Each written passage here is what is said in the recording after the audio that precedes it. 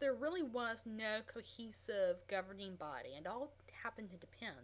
So you would have regional codes, you would have different city or town codes. Lords would be able to pass their own codes or their own laws or privileges. Kings would write laws that would contradict other kings. The legal system in France was absolutely a mess. So Napoleon says, okay, we're going to basically throw everything out the window and we're going to start from scratch. And we're going to have one cohesive law code. And so he's known very much like Suleiman the Magnificent as a lawgiver. And his law code is going to be adopted by a number of European countries, predominantly because he's going to be out conquering those European countries and he's going to implement his law code. But it's going to be used in Louisiana. It's going to be sort of a model for a lot of emerging nations.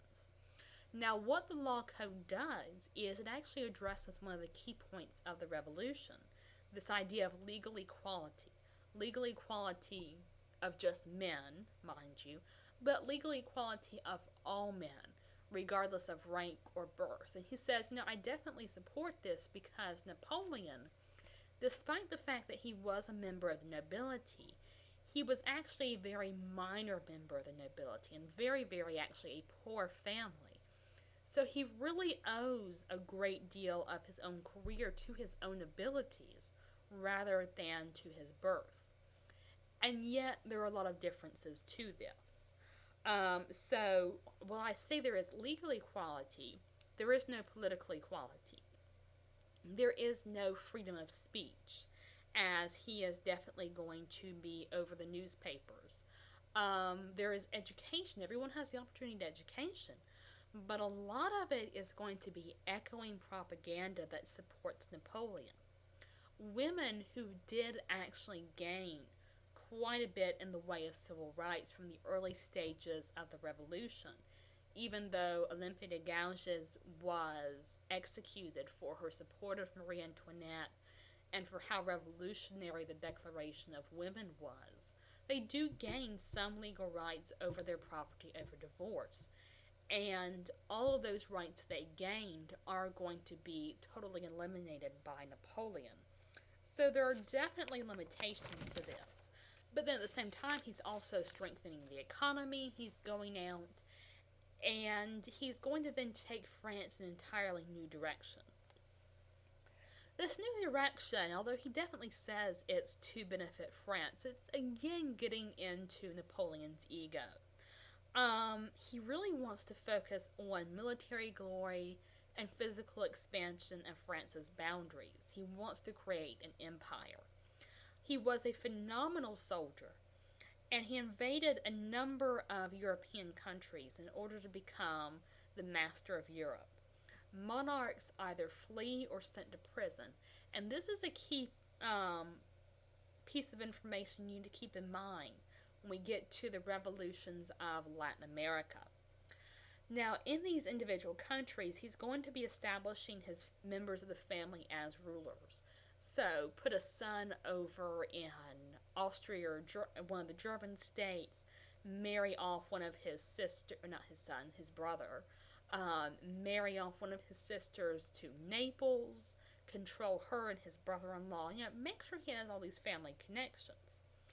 And all these new territories are supposed to benefit France. Now, basically, the predominant reason and why Napoleon is going to fall is because he begins to really overextend himself, particularly in 1812 and his failure in Russia. When Napoleon fails to take Moscow, he's forced to retreat because his troops cannot take the Russian winter. This is giving the rest of Europe an opportunity to organize and getting ready to defeat and exile him. So, as the Russian army basically nips at his heels, a European coalition of loyalty of Spanish forces, England, France, Italian states, German states, the Austrian Habsburgs, everyone who doesn't want to see Napoleon in power, are basically able to defeat the remaining French army. A member of the Bourbon family, the family of or relations of Louis XVI, they are put back onto the throne, and Napoleon is sent into exile. The other European states basically are supposed to welcome back their old rulers. Now, the Bourbon monarchy is definitely restored to the throne, but the old regime has been destroyed in France. So, in a way, the revolution has been successful, and yet there is definitely much farther that it's going to go. Now, Napoleon is going to manage to escape because they really only exile him to a small island in the Mediterranean Sea. He goes back to France, gains the support of his army, and reigns for another 100 days until that European coalition comes back and exiles him off the coast of Africa to St. Helena.